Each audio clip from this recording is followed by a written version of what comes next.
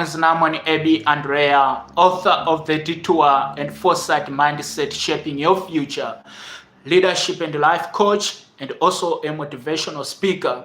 My goal as a speaker is to help people on how they can move from where they are to wherever they want to be with clarity, whatever that point may be. And today I will be speaking to us on a topic which I've captioned 4 secrets to success. And I want to begin by saying this. All of life is a game.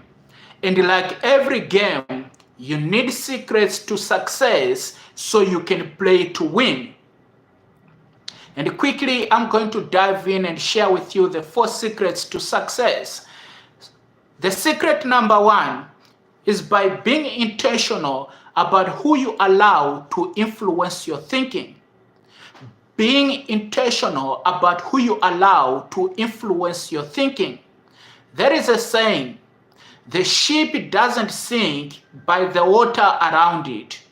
The ship sinks because of the water that gets in it.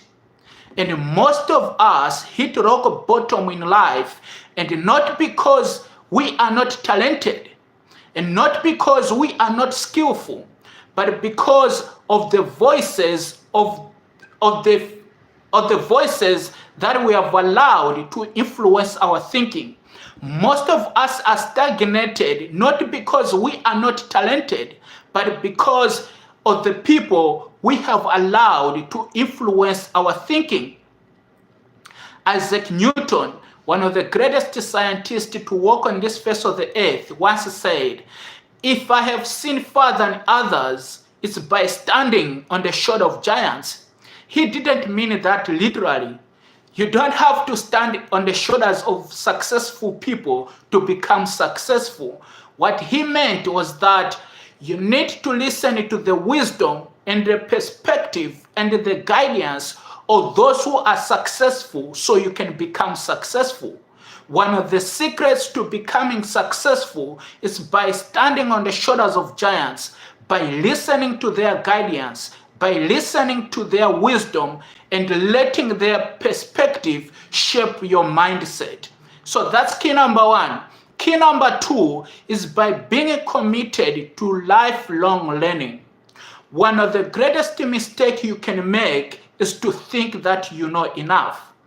Most people are stagnated or have lost their place in destiny or in their field because they thought they knew enough, because they thought they were informed enough. For example, I was reading a financial magazine and I read a statement that was made by the CEO of Nokia.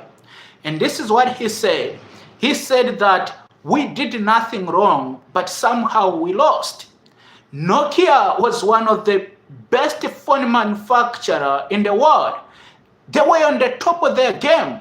Nokia was grossing about billions of US dollars annually. No one could touch Nokia in their time, but they lost it. And here was the CEO of Nokia saying, we did nothing wrong, but somehow we lost. So you have to be committed to continuous learning, especially in an age where the world is changing faster than an average guy can catch up with. You have to be committed to continuous learning. Learning should not be optional. It should be survival. If you want to succeed and become a successful person in your field, then be committed to continuous learning. That's how you become the best. That's how you become exceptional. That's how you become a leader in your field. So that's the second secret to success. Step number 3, or secret number 3 to success, is by acting with consistent discipline. Acting with consistent discipline. What is discipline? Discipline is doing what needs to be done when it needs to be done, whether you feel like it or not. The key to becoming a successful person is by consistent discipline. Harry S. Truman, the former president of the USA, was quoted by saying, "In reading the lives of great people, I found that the first victory they won was themselves. In reading the lives of great men, I found the first victory they won was over themselves. Self-discipline came first." So if you want to become successful, then be committed or act with consistent discipline. Act with consistent discipline. Discipline is not a substitute. You should be committed or act with consistent discipline. In my line of work, I meet lots of people most of the times when maybe they buy my books or they come across me and they ask me, "I am struggling with self-discipline. If you are struggling with self-discipline, find something or someone worth fighting for. If you are struggling with self-discipline, I'm going to say this again. If you are struggling with self-discipline, find something or someone worth fighting for. Find an incentive. An incentive is something or someone that is worth fighting for or that motivates you to do something. When my parents lost their business, my family was an incentive.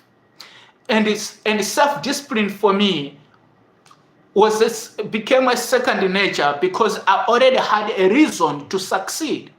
So if you are struggling with self-discipline, then find an